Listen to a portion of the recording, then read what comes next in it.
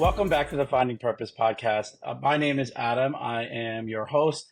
I'm so grateful for everyone who has been engaging and encouraging along this journey. We're about halfway through the year, about 25 episodes in, and I think we picked up a lot of great momentum, had some amazing guests, and I'm super grateful for all of the support that I've been getting along this path. One person who I was lucky enough to meet recently, actually in Philadelphia, at my friend Renee V, who was previously on the podcast.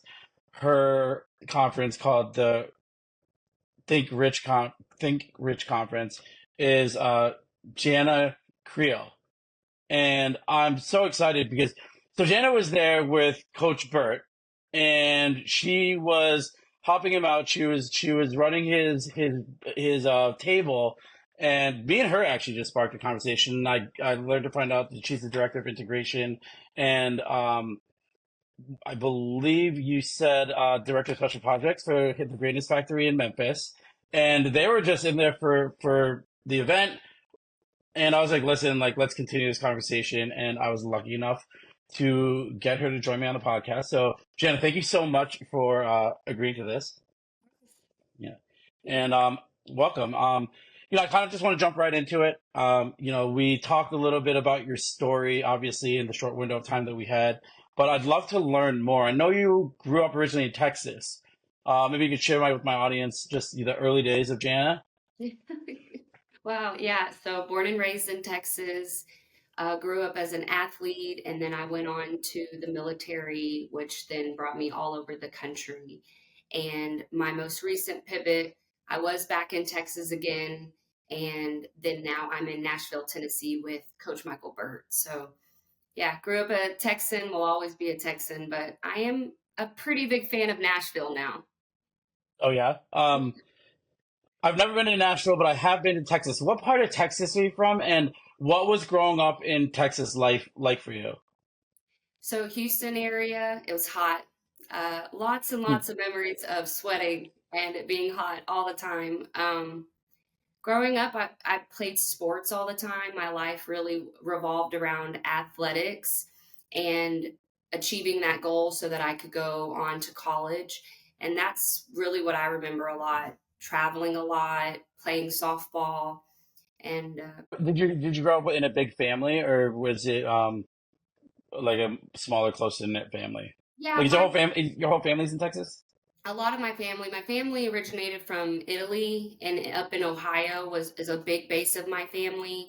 And then my mom actually, when she was a little bit younger than I am now, packed up and moved to Texas. So she reminds me of me. I remind myself of her because she has that spirit of like pick up and go. But she moved Hmm. to Texas, and that's where she met my dad, who passed away when I was 4 years old. And then my mom remarried, and then we went through a divorce. And so growing up, I would say family was a struggle because there was a lot of loss, a lot of grief, and a lot of turmoil. But Hmm. watching my mom navigate that and still keep going was a really big influence. And same thing with my brother. We all went through really hard times. And yeah, I just think I look at my childhood, it wasn't what I wanted, but I'm grateful for it because it's made me who I am today. Yeah, I mean, I just having that transition. Obviously, sorry for the loss of your father, and then your mom remarrying. Those were tumultuous times. How did you and your brother? I know I'm very close with my sister. Did How's your relationship with your brother? Because it was really just kind of you guys in the foxhole. Yeah. Um, how did that relationship grow? And what were some moments that truly tested you where you were like, okay, this is not maybe what I want for myself? Yeah, my brother, I look back, really fought for my mom and me. And, his experience obviously was different than mine, but we're a lot alike. And I have a lot of respect for him and how he has stood up for and stepped in to help take care of my mom during those times. Whereas I went off and did my own thing.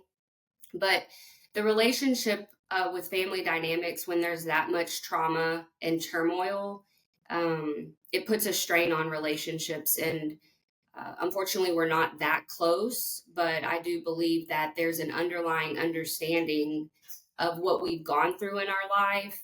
And I'm proud of him, and I know that he's proud of me, and that I have an ideal that one day we'll all personally heal from what we've been through.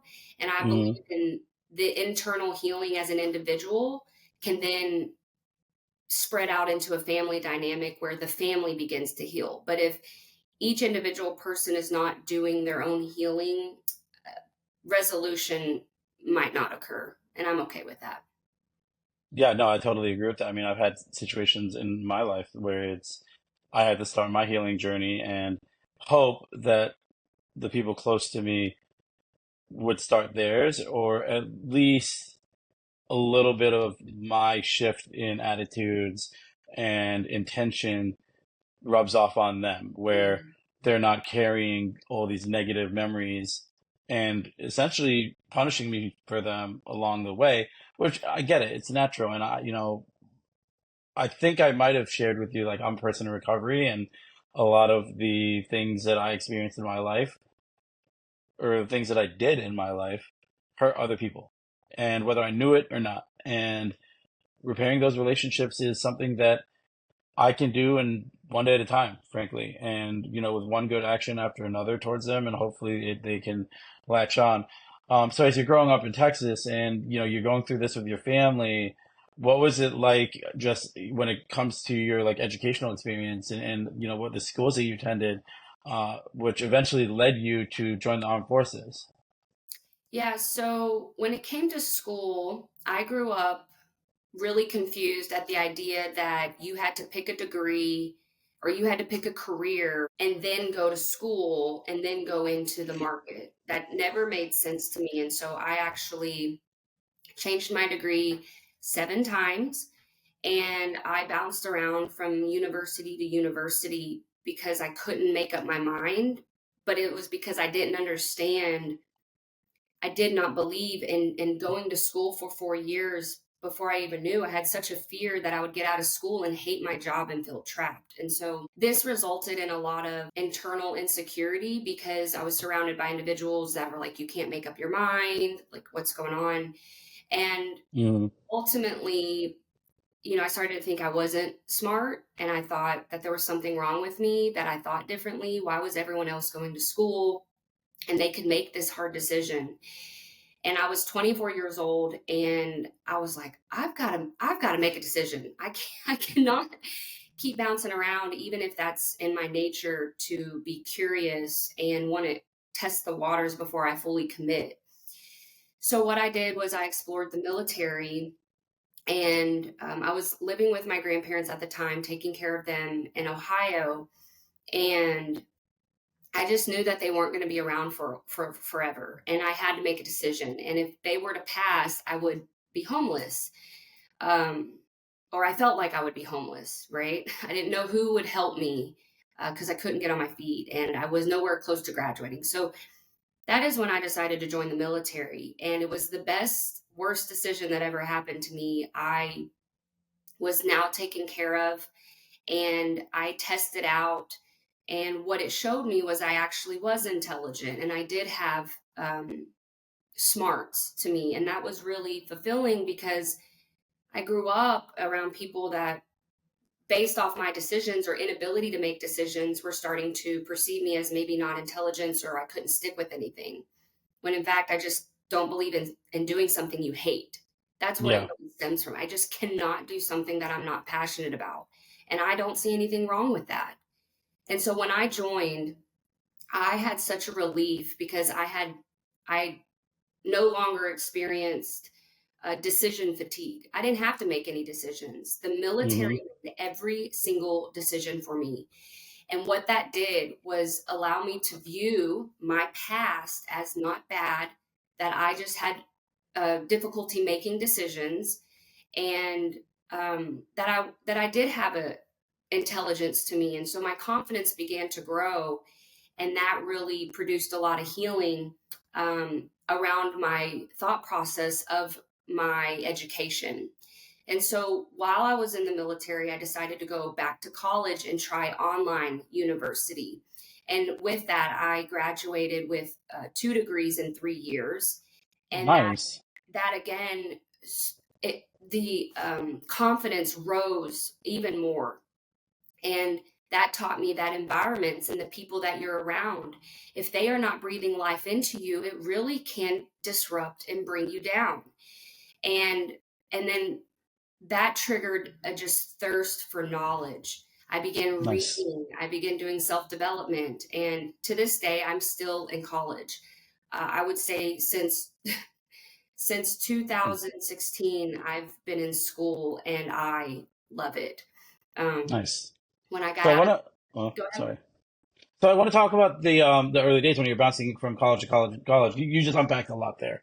And um, what did you try and what did you like? What different schools did you go to? Like, sorry, that was like the first question. I was like, oh, I wonder what schools you went to. Yeah, I when I was little, I wanted to be a meteorologist, Hey, but when listen, recession-proof job.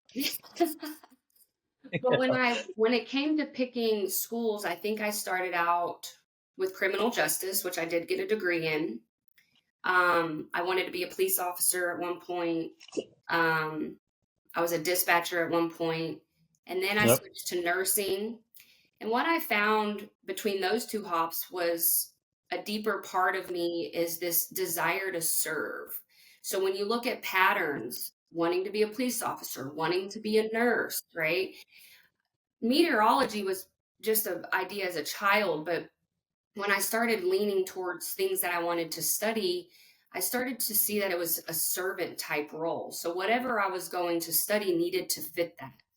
And nursing didn't pan out. And then when I was in the military, it was cybersecurity. But within the military, there was still a servant. Um, I was able to serve Well, my country. I mean, the military is the epitome of service, and Yeah, I think that's awesome because I find that the people who work in a field where they're actually helping others, are the most fulfilled and the most happy.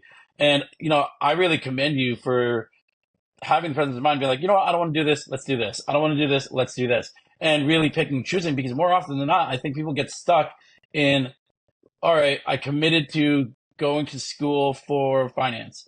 And don't get me wrong, you can make a lot of money in finance on your get the 4 year degree and then you join a firm and then you're working 80 hours a week and then you have no time for family and then money's the only motivator and all of these things when you're like, I really like to predict the weather. I wish I was a meteorologist. You know what I mean? Like, but you kind of got wrapped up into the cycle where you're almost just afraid to just like turn back and be like, hey, like, what do I actually want?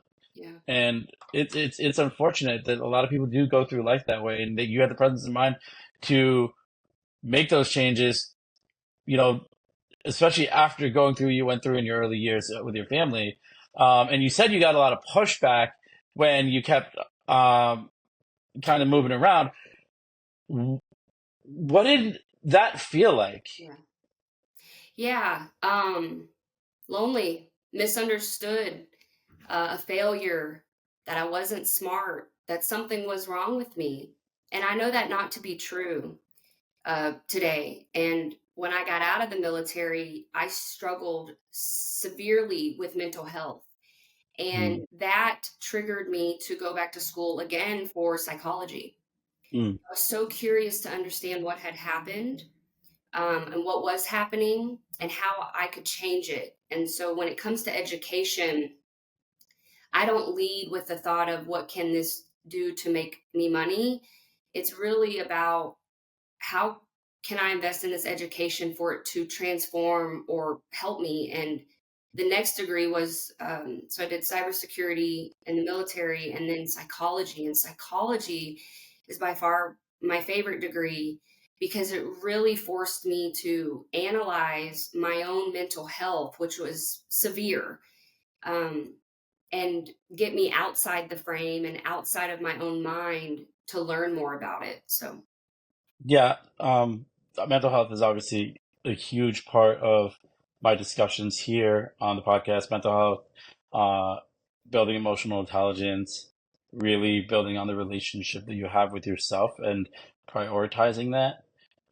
What was it that triggered those feelings when you left the military? And do you think it was directly related to your military service, or was it just a cascade of the years Yeah. of bottling up and not talking that now it's like the cork popped out and things are just gushing Yeah. out? I think it's a combination of childhood trauma, early adult feelings. And then when I joined, I experienced the conditioning where we learn how to disconnect. In my job, we were highly trained in that. In the military, you're trained in that. The mission comes first. But what I witnessed, I had a lot of friends pass away, multiple by suicide, and we would go to a funeral on lunch and then report right back to work 10 minutes later. And that is just something, unless you experience it, it's hard to explain. It's you really detach in order to function. And detachment, um, I call PTSD post stimuli disconnect. I would like to completely rename it to post stimuli disconnect, where it's an intense stimuli that the brain then disconnects in order to stay alive.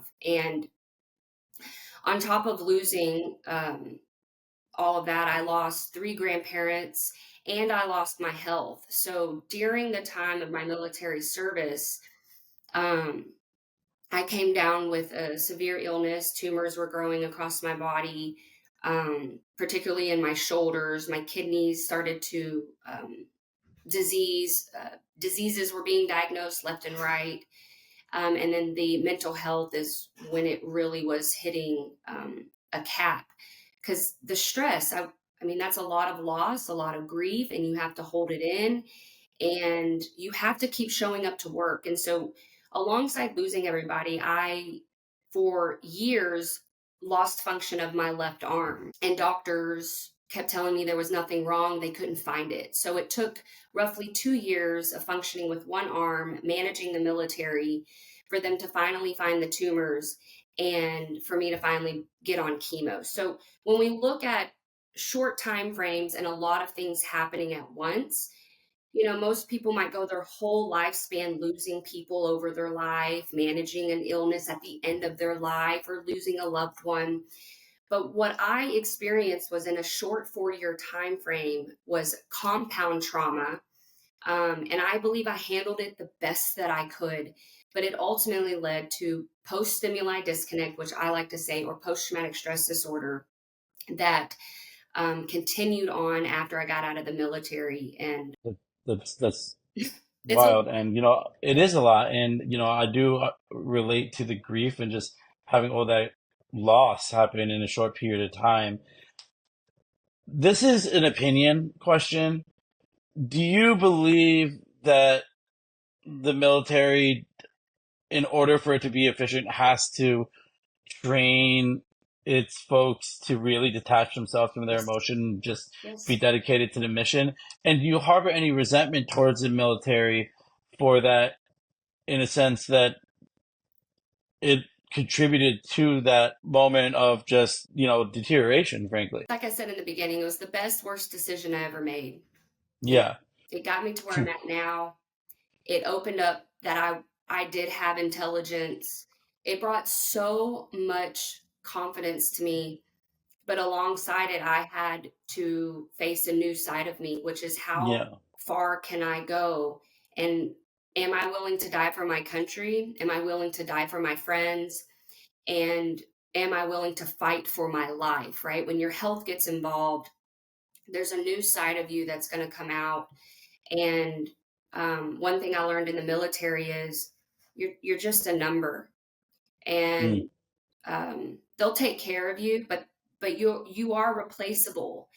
And so you can't get your identity wrapped up in your job, your career, or anything like that, because at any moment it can change and you can be discarded. And so my experience was fighting to stay in because they wanted to kick me out and I would not let them. And so by not allowing them to kick me out required an extreme amount of internal fight and energy against a system.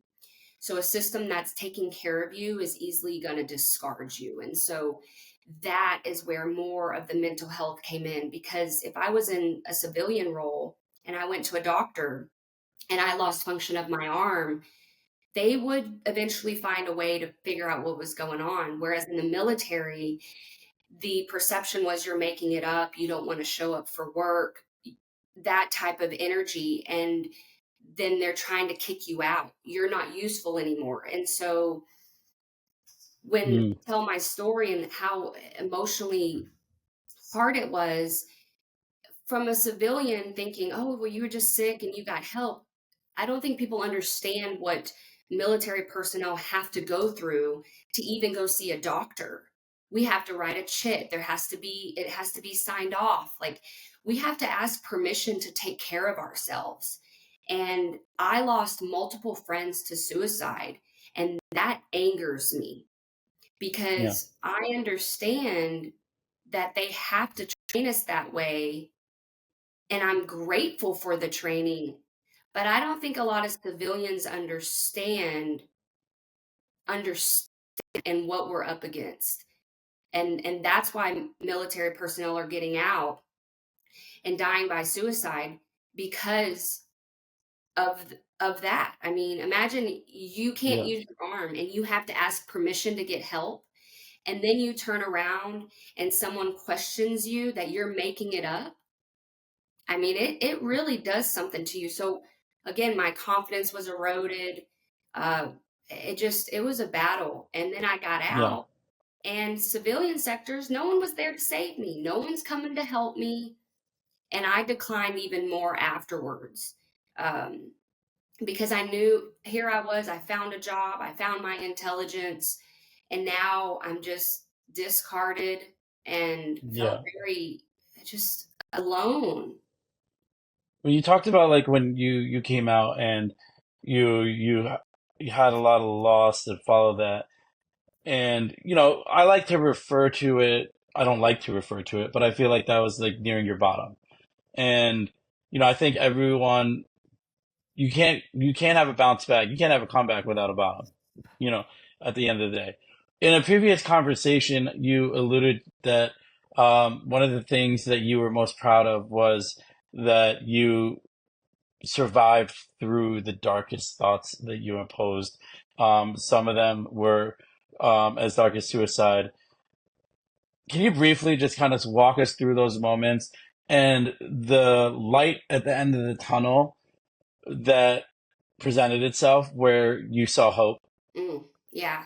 I got to a point where I craved death. That the amount of suffering, dying was more appealing than continuing the suffering. And then there was the shame and guilt that I wanted to die followed. So it was this compound of suffering and not wanting it anymore, craving. I hungered for death. And I just remember the moment my body was slowly, tumors, kidneys shutting down, my mind's not working. No one was able to help me. And I had lost all hope. And I got to the point where I understood maybe why people take their life. And I became so angry because I knew that I did not have that authority. I do believe in God, and He gave me life, and I could not take it. And so in that moment, I was so angry because I couldn't do it. And it's what I wanted more than anything. I wanted to not suffer anymore. And when I gave that authority back to God, I said, well, then you do it. You take me out. You do something because I can't. And that moment was full surrender that I had never done because I didn't know how to I didn't know how to heal, and I couldn't take my life. And that was the ultimate breaking point. And shortly after that, I started to have visions. And I started to have these downloads and imprints, and it was like I just was drawn to something, and I just became curious again, and it was just this urgency and this overwhelming urgency to help people, right, came over me. And I'm like, look, if I'm going to go out, if I'm going to, my body's going to decline and it's going to shut down, I'm going to find a way to help as many people as possible. And I actually started out as a suicide prevention awareness advocate, because I was hurting, and I'm like, if there's other people hurting like me, and so I'm going to be there for them so that they don't take their life. And then from there, it went on to how can I heal from disease? And I became a naturopathic practitioner, and I opened my own practice. And little by little, God continued to put on my heart other people. Um, but because He broke my heart, because my heart was broken, I had that hunger to help them. And that is the ultimate gift, was to be completely broken and surrendered, that I now had a heart that related with other people. And so my whole focus was, even if I can't help myself, right? I'm not going to complain. I'm going to go out fighting, and I'm going to help as many people as I can while I have life. And what actually happened was, every time I helped another person, every book that I read, everything that I learned, every person that came to me for help, I began to heal. Mm. And over a period of 4 to 5 years, my confidence grew. I believed that I would heal. I started to not even say I would die anymore. I had to make up in my mind, was I going to live like I'm dying, or am I going to live?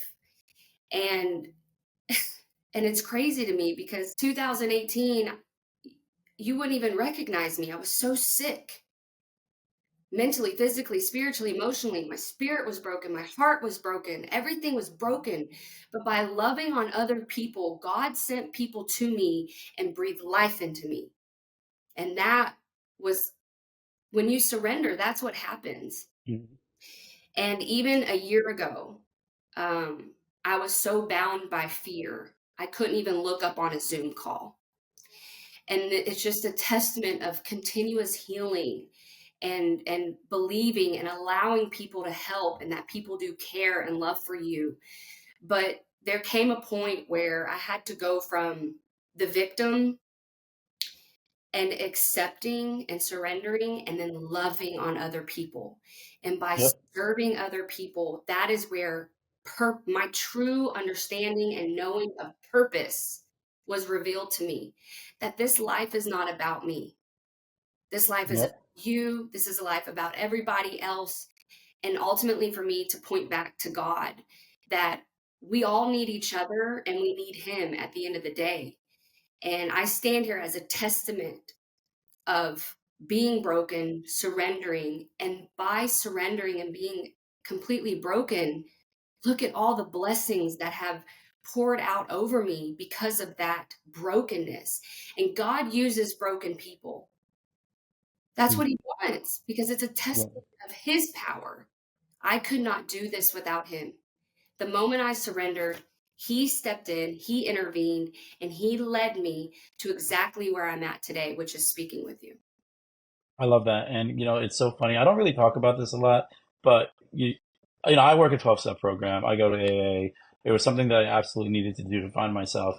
And, that's a lot of the things that I learned in rooms, in AA rooms, is what you're speaking about, like hitting that bottom. And, I had a moment, in multiple moments in my life, where the hopelessness was so deep and powerful that it was all I could think about. And unfortunately, I well, I think I had suicidal ideations, but my ego would never get me past that line of realistically like doing it. And I know that for myself. But what you're talking about is like the faith part. The faith part is so powerful, because I've had a relationship with God early on in my life and then didn't later, Mm. and kind of turned my back on God, really just because of grief and because of losing people. where it was, where were you when this happened, or you're punishing me. And when I jumped into the 12-step program, that's a big part of it, where it's like, you can't do this alone, which I knew I couldn't.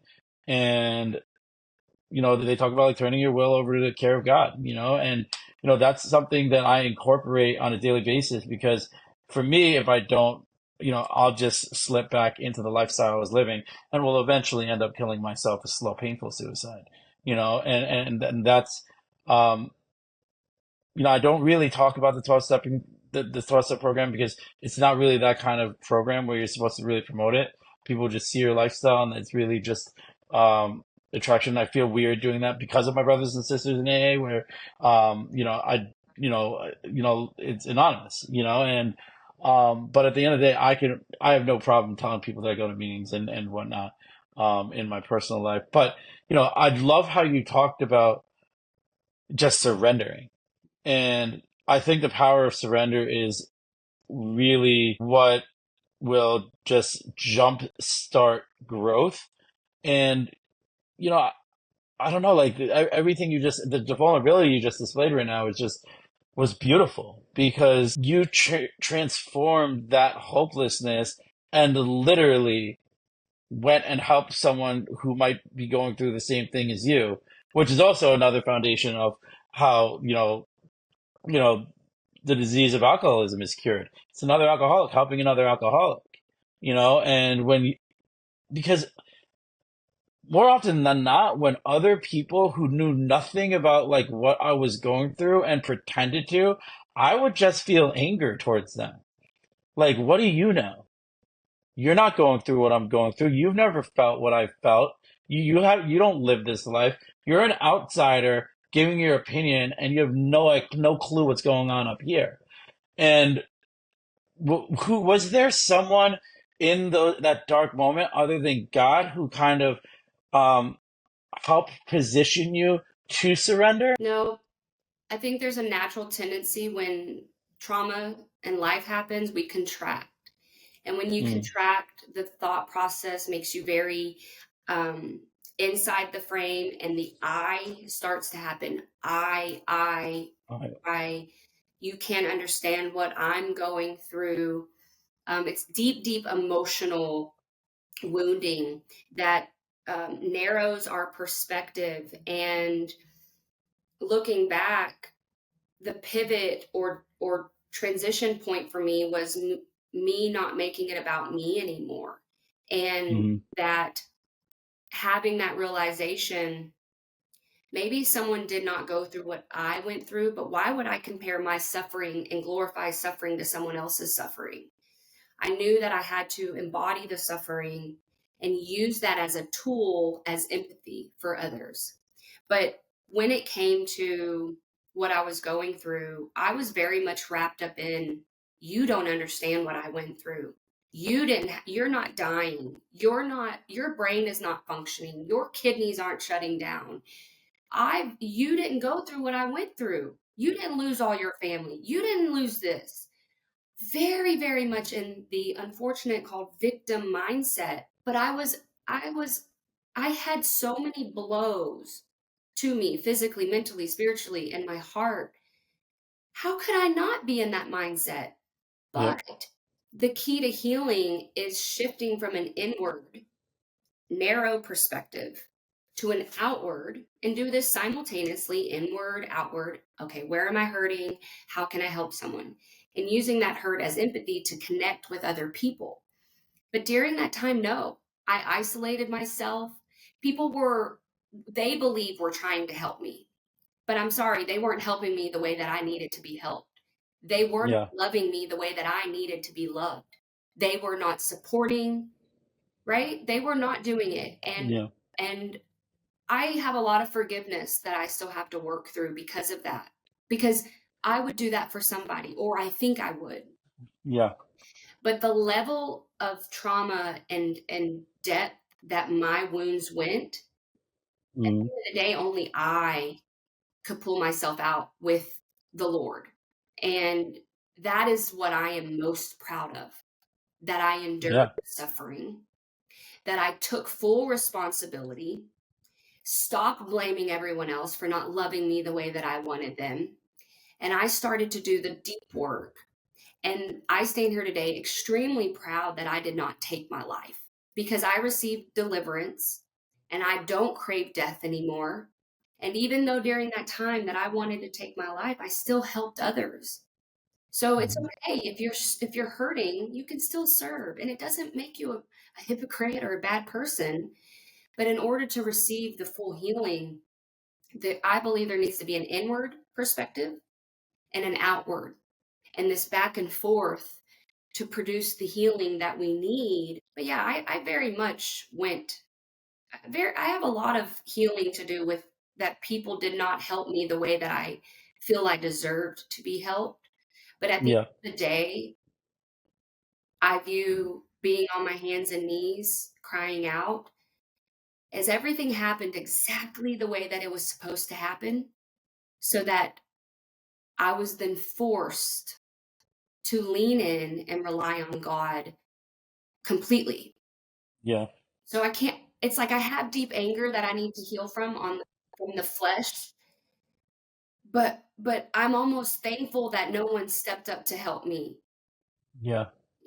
Because it made No, me. I totally get that. And it's like at the end of the day, people are always going to try to help. And, they're going to help the best way that they know based on their experiences and based on Yeah. maybe a relative who went through something similar, not based on what you're feeling. It's based on what they're feeling and what they think is best. And, oftentimes, I know for myself when I was in those dark places and people were, I know now they had their best interest. It was genuine. They wanted me to heal. They wanted me to get better, but I wasn't receptive. It was me. I wasn't receptive enough to see this is their best effort. They genuinely care about me. I can receive or I can push them back.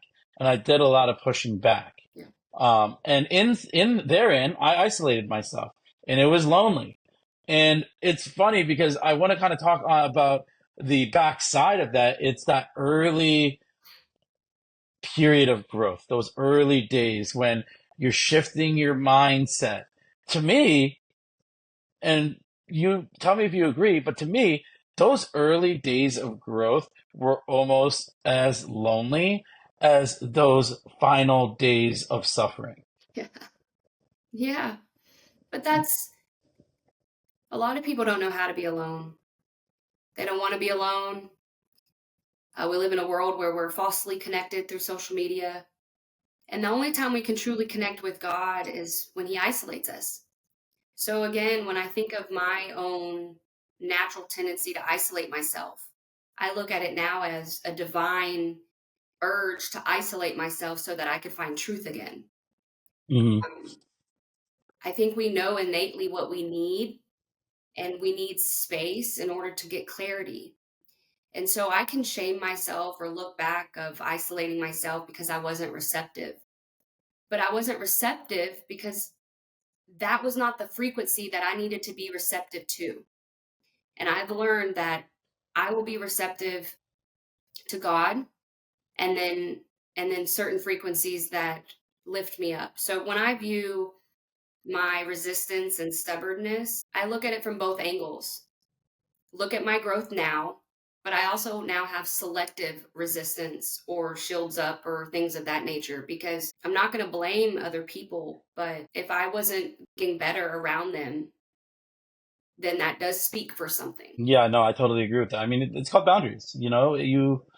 There's different layers to where I allow people to come in. And based on my comfort level, my gut, I trust my gut a lot more than I used to. A lot of the times before I'd go against my gut because I was chasing instant gratification, knowing deep in my heart that I probably shouldn't be making this decision. I probably shouldn't be fucking with that dude. I probably shouldn't be, getting in this car this late at night. These type of things, these are choices I shouldn't be making. My gut was telling me not to, but I would anyway. Now I kind of trust my gut. I have decent head on my shoulders. I was raised pretty well. I've had decent mentors and sound-minded people around me for my life where, you know, I pretty sure I can make good, decent decisions when it comes to who I want to keep close and who I don't. And, you know, I think that's really important because sometimes less is more when it comes to really just um, letting people in. And you know, I'm very, very guarded when it comes to that because I don't really want to let somebody in who I know would really, you know, just mess with my peace and mess with my intention and mess with, you know, my purpose, frankly. Yeah. And I think that's I didn't have that much self-respect before where I would just let everybody in. And Yeah. a lot of them would hurt me Absolutely. and yeah, a lot of them It's would hurt me or I would hurt a lot of them. You know, like so we like go ahead. Yeah, we hyper focus on boundaries with other people, but I think we really need to dial in on boundaries with ourselves and then Hmm. confident in those boundaries with ourselves and not let society shame us that we don't let a lot of people in, that we are guarded. And I guarded isn't a bad word. It's protecting. We are protecting what is most valuable. God tells us guard your heart, right? And I take Yeah. that serious. It's not a shield to keep people out. It's to guard what is most treasured. And we should value and treasure who we are and what we're made of and our purpose and our light. And we have to be careful with that. And having frequency disruptors is what I call them come in. Having that awareness is true. Love that. It's growth and enlightenment. And I'm going to guard what I know is most precious in my light, but still give it to the world in a manner that can be Yeah. received. But when it comes to guarding, I think society um, condones that as you're not healed, right? Oh, you're just Hmm. so guarded and you don't let anyone in. And I'm thinking, I've learned and I have been highly trained through trauma and life of how to navigate and guard what is most precious, which is my light, and not let light suckers, is what I call, Mm. not let light suckers stick around for too long. Yeah, no, totally. And it's so funny because early on, you know, before I really took a leap, I didn't really think there wasn't any value in my story. I didn't think that I had the power to help people. I didn't think that I could tell a story to someone who was suffering, then they could latch onto it and find hope in it. And it took quite a while for me to muster up the courage to do so. And that's one of the, I call it my superpower. That's one of the superpowers that I have now, where I do have enough self confidence to know that, and I don't even think it's self confidence as much as I know that my story can help others. I know that even if it's just sitting next to someone who's crying and rubbing their back and telling them it's going to be okay, that I'll, you know, that's power in itself.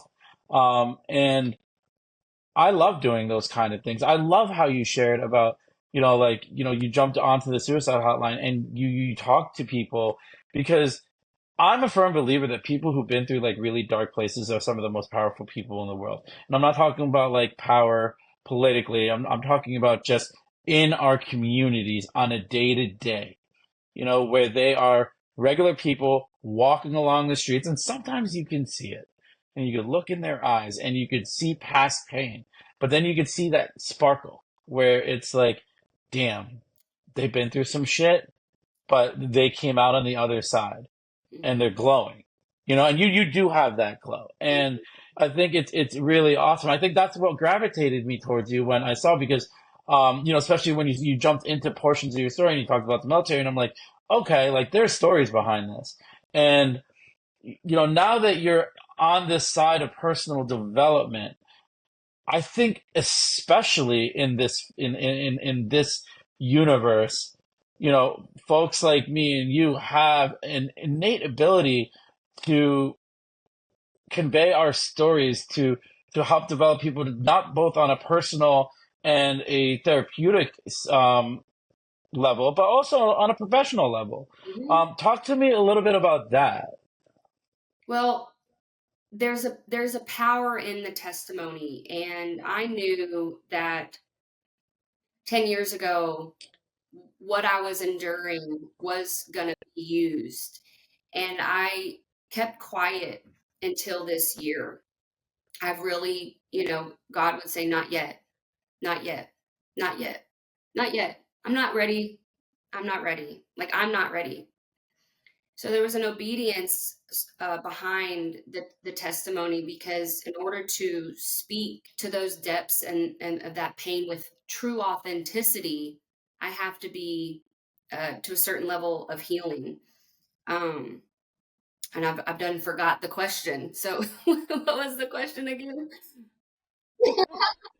Yeah, I was like, talk about how, now that Oh, and we've, professional. Yeah. how we can help with it, both on the professional level as Yeah. well. Yeah.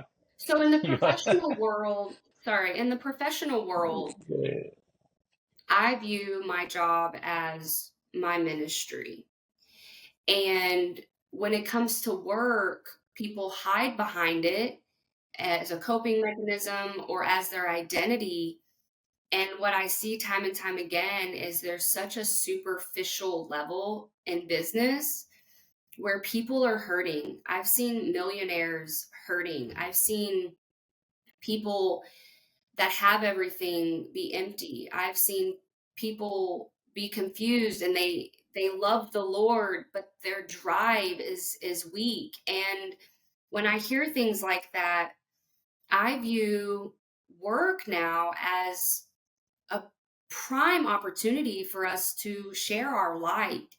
And how can you do that in a way that is professional, respectful, and it's listening, it's being vulnerable, it's sharing little pieces of your story to open the door for someone else to feel safe with you. We live in a world where people's guards are up and human connection is not happening. And when human connection, true human connection, not exchange or transaction, when human connection is not happening, how can we breathe life into somebody? How can we do our job? If people are not open and people are not giving. And in the business world, now that I'm here, every interaction is an opportunity to show people what it's like to feel safe. I want them to feel safe in an environment here at the Greatness Factory.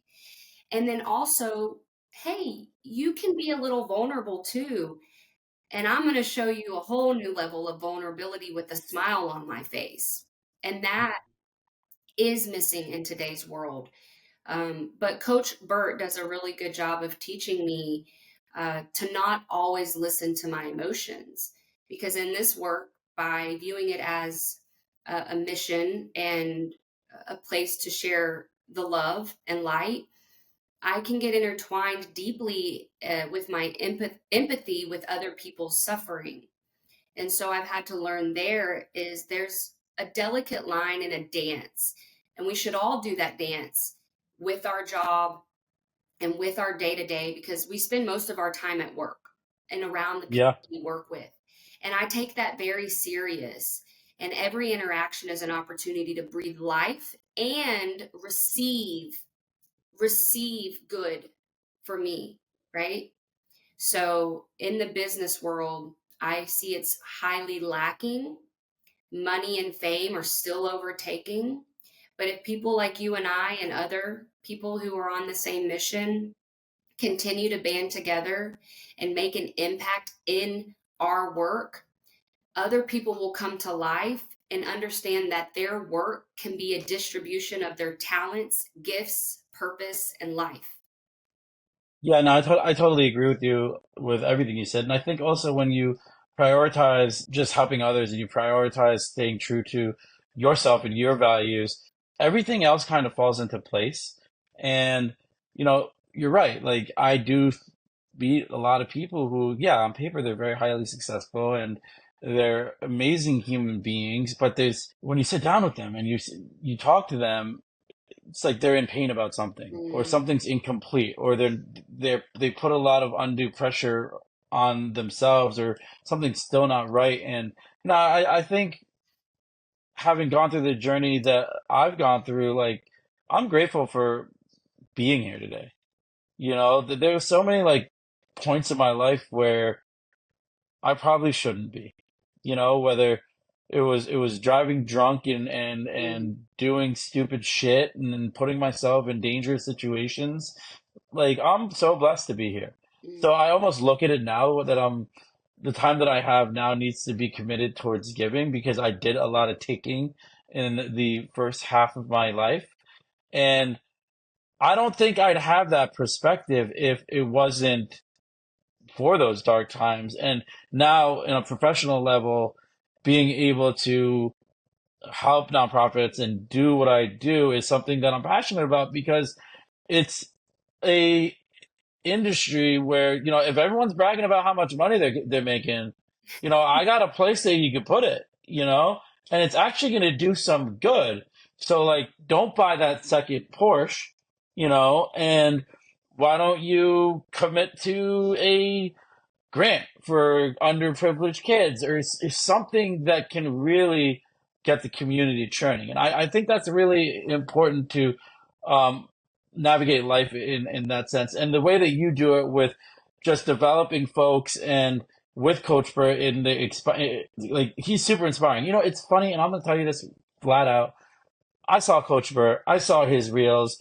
I saw all this stuff about him. I just thought he was just another personal development douchebag. All right, I really did. I swear to God. You see everyone doing it. They got the same edits, and they're saying the same shit, and they're clipping it perfectly, and it looks beautiful. But when I met him and I sat down with him, and then we had that lunch, like, that was different. He was very personable. He genuinely cared. I was standing there talking to you, but I had an eye on him too, and just watching the way he was engaging with other people. And I was utterly impressed by him in person. Even when he was walking around doing his speech, like, he made eye contact with me. He made it a point to, like, shake my hand. Like, that's not something you see a lot. There's another, I've been to other conferences where the speaker comes in, boom, they fly in, they say their speech, and they leave. And okay, cool. I'm glad you collected your speaker fee, but how much do you actually care about the audience? How much are you actually going to engage with them? There's a lot of questions out there. yeah. And, that really was what really moved me about that experience. And, that made me want to obviously reach out to you. I reached out to him and thanked him. What about your experience, either directly related to Code for, or something through your own personal development? What has been the most pivotal milestone that you've hit, and what have you learned through that? Yeah, so I came across Coach Burt like a year and a half ago on social media, and I knew when I saw him that he was going to be my coach. And I used his material to help me with my mental health. And I allowed, I joined the program, and I just would listen and listen. And I started to applying his work. And when it comes to healing, especially mental health, you have to face your fears. And mine highly revolved around death and dying. And I had a near death experience. And I knew I would need someone very strong that could coach and train me through facing that. Now, he didn't know that. He didn't know that I was using him for that. I was using his material to then internalize it and coach myself, right? I would use his language, I would use his coaching, I would embed it, and I would apply it every day because I needed that in order to face my fears.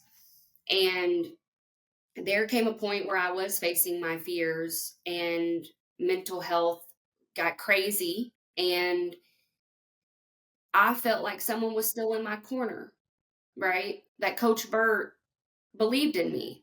And he always says, all you need is one person to tell you, I believe in you. And that is 1000% true, because when again, during a time in my life where I felt no one understood me, no one was telling me they believed in me and that I could get through this. I felt alone. But because of him, I didn't give up. And then I had a massive transformation. I mean, it just started and just right, just flipping and facing the fears and Mhm. being coached through facing those deep psychological fears. I mean, I had crippling anxiety and I was so determined to heal that I used his material. But there came a point where, I mean, like, I don't know how to explain it, but his material and his coaching and that authenticity coming from him breathed so much life into me that I knew that I could do it. He gave me a confidence that I could overcome this mental health, that I could restructure my mind, that I could take control back of my emotions. I mean, he has a whole language of winning, a bunch of sayings that I would just repeat every single day in my head. And so the little glimpse of what you experienced, imagine being in a coaching program with him and listening to him every day and adopting it and applying it into your life. I'm literally living proof of transformation because of that little glimpse that you got. I got to experience. And in that transformation, um, I felt so moved and so called. Again, if he did it for me, he could do it for millions of other people, right? Yeah. If I suffered to that extent and used this language and I listened to his coaching and I applied it in my personal life, if he could help me do it, I now have a new mission. I now have someone who has influence. I now have someone who has power. I now have someone in my corner that I can then help bring to more people. Because again, it all comes back to my story of origin of that deep suffering, that his coaching, if used correctly, can help you face even your darkest moments in life. He is not just a business coach. This Yeah. isn't just about business.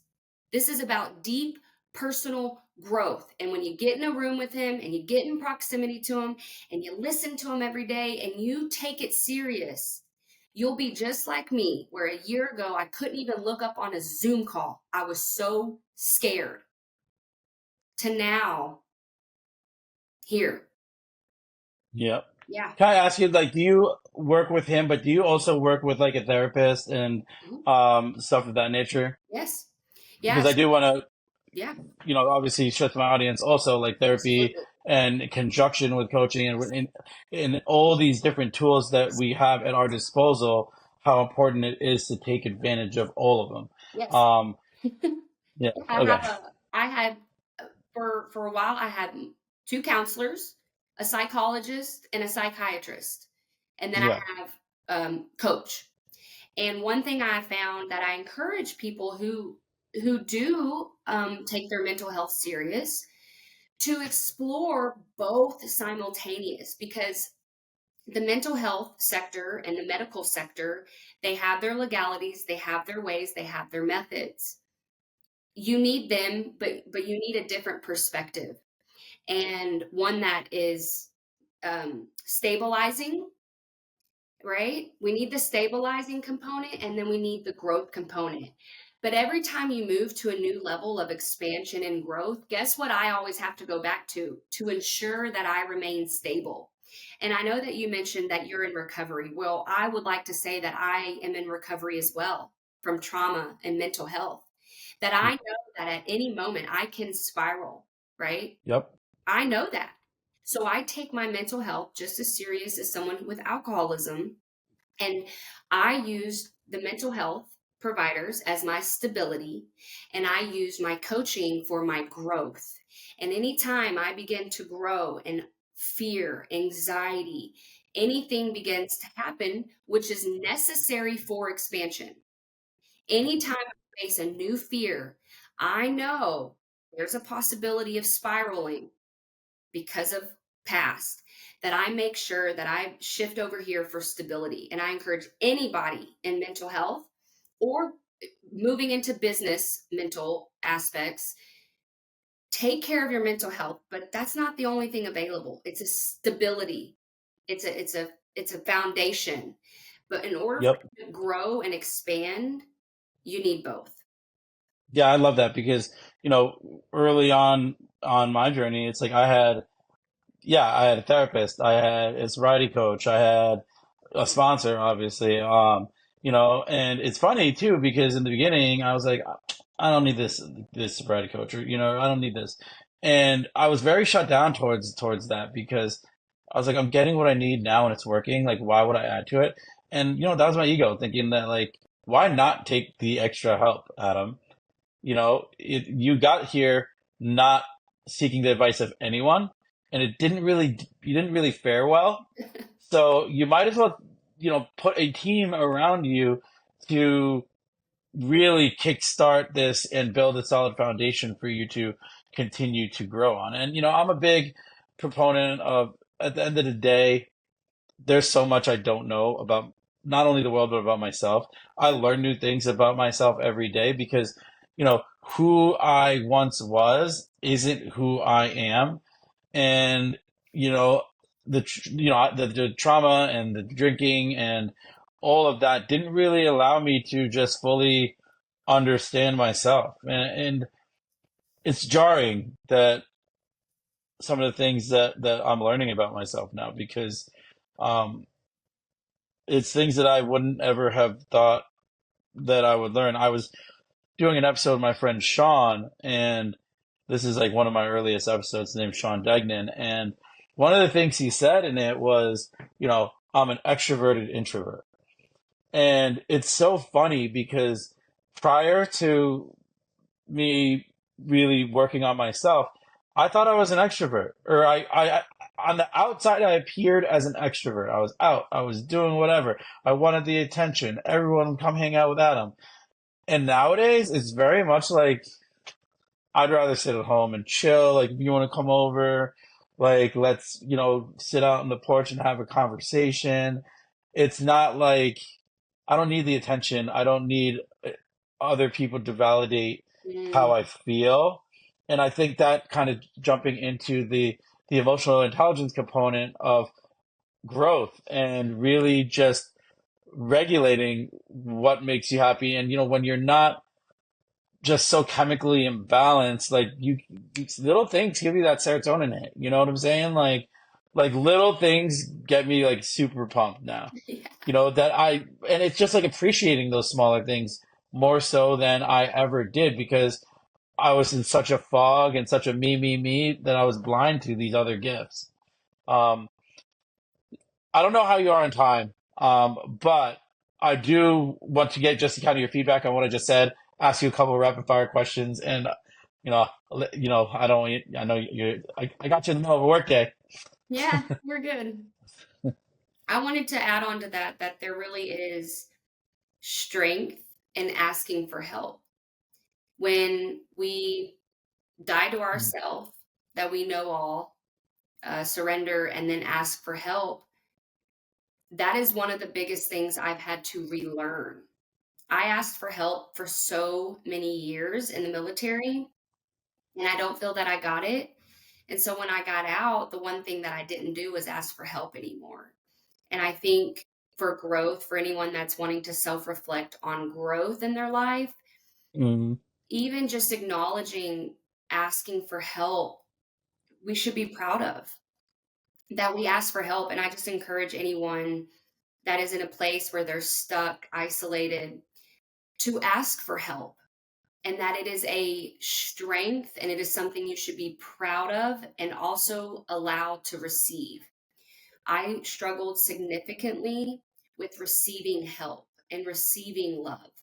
And that happens after so much, you then completely block off the ability to open your heart. You might think that you are, but there's deeper healing in receiving again after years of trauma and hurt.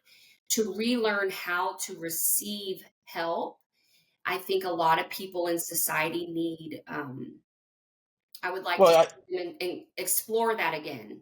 And then so asking for help. And then that bleeds over into business. How many people think they're the best and they don't Mm. want to work together. And we don't know how to communicate with team members because we don't know how to be vulnerable or ask for help. And, here at the Greatness Factory, we have a beautiful culture now where my teammate, if I have tears in my eyes, he stops and looks at me and says, receive this kindness that I'm showing you, Jana. And I've had to really learn to ask, and with asking comes the next step of receiving. I love that. And, I think also, like, just to piggyback off what you said, a lot of that uncomfortability with receiving is thinking that we're not worth it because our self-esteem is so beat down. Absolutely. And that very much was the case for me. But once you understand that, I'm worthy of I'm this worthy. assistance, I'm worthy of this blessing, Yes. and if it enables me to be able to bestow it upon somebody else and help them and teach them, then this lesson and what I received, I didn't really receive it because I'm giving it right back away. Right. But I love that we share that mentality, and I really, really am so grateful for just the vulnerability and how deep you went today. Mhm. Um, if you can, just what advice would you give to somebody who is struggling to find their purpose? That's the first question. So Yeah. let me redo it so I can, like, if I need to. Yeah. What advice would you give to someone who is struggling to find their purpose? 87% of people go their whole life not discovering their purpose. But I believe that your purpose finds you. So your job is to ask for help, take steps forward, explore, serve people, work on yourself, and have faith that it will become so clear to you what your purpose is. It will be in your face that you can't deny it. And to open up and know that it's coming towards you. And it's not something you chase, it's something that is, I believe, a knowing, and it's within. Work on Love yourself, that. ask for help, and have faith that it will awaken inside of you and be made so clear that you can't deny it. And once you are awakened to that purpose, every day you wake up and you are excited. Like you have a job to do. And so many people Mhm. wake up and they don't know, they don't want to go to work because they're lacking that purpose. And it's Yep. something far greater than money, job, a relationship. I believe it's a knowing that has to be awakened, and it can't be chased. It finds you. I love that. And my second question is, what three things do you do daily to make sure that you're grounded in your purpose? Mm. So I wake up, deactivated is what I call it. And one of the first things I do when I wake up is I start training with Coach Michael Burt. So I immediately move into feeding my mind and shifting it into a mindset of we're going to go into battle today, right? We're in a war, right, with ourselves, with the world, with darkness. And I wake up and I move into training. So the online academy with Coach Michael Burt. And that activates me and reminds me what I'm here, what I'm about to do today, what my mission is.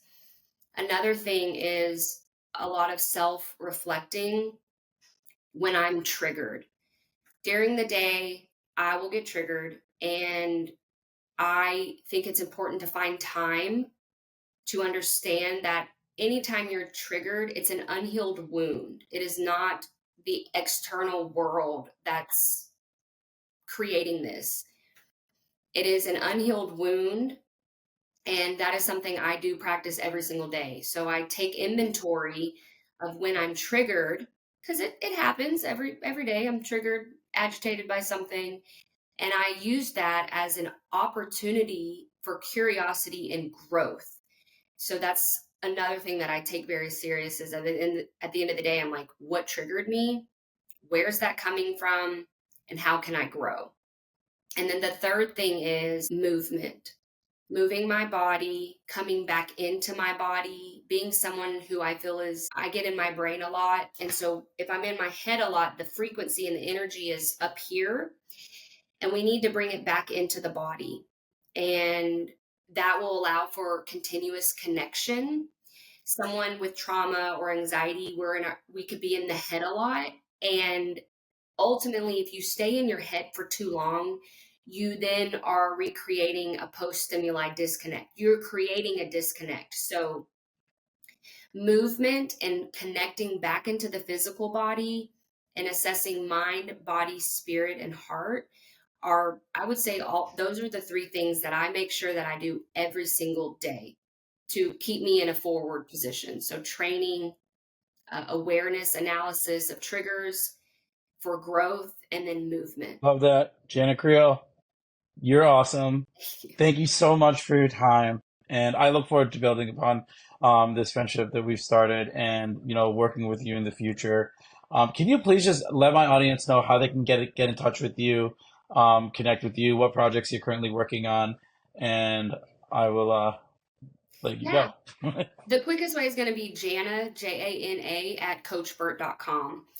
From there, I can send you a link to do a strategy call with me. They're called strategy calls, but if you just need to talk, right, that would be my Instagram. I have Instagram and Facebook, Jana Creel. And then the big projects that I'm working on within the company at the Greatness Factory, we're building out uh, booking softwares. We're revamping. We're moving these companies into more forward thinking posture, expansion. And we really are in the game of transformation and expansion. And so I manage many, many projects, but at the end of the day, the biggest project is how many people can I impact and love on while I still have time. Yeah, you're awesome. Thank you. We'll be in touch. If anyone wants to get in touch with Jana, you can absolutely reach out to me and I'd be happy to connect. I also, if you enjoyed this episode, I highly encourage you to write a review and shoot me a DM. And I'm really grateful for the audience who is the reason why we do this. So thank you, Thank you. Jana, and you're amazing. Thank you. Thank you. Appreciate you.